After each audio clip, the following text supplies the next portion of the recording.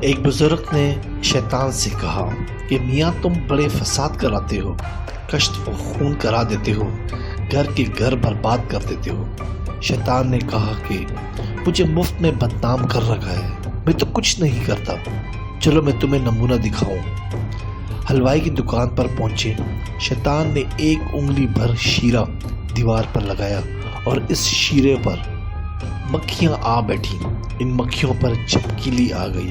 اتفاق سے دکان پر بلی بھی آ گئی اور وہ چھپکلی پر دوڑی۔ ایک خریدار کے ساتھ کتا بھی تھا، وہ بلی پر جھپٹا۔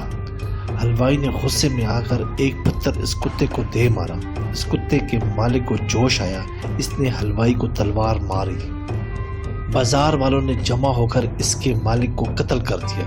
فوج کو خبر ہو گئی، اس نے بازار والوں کا قتل عام شروع کر دیا۔ شیطان نے کہا، دیکھا، انصاف سے کہیے میرا کیا قصور ہے؟ میں نے تو ایک انگلی بھر شیرہ دیوار پر لگایا تھا، اور شیرہ لگانا کوئی جرم نہیں، اصل میں تو ایک انگلی شیرہ ہی تھا جس کا طول یہاں تک پہنچا۔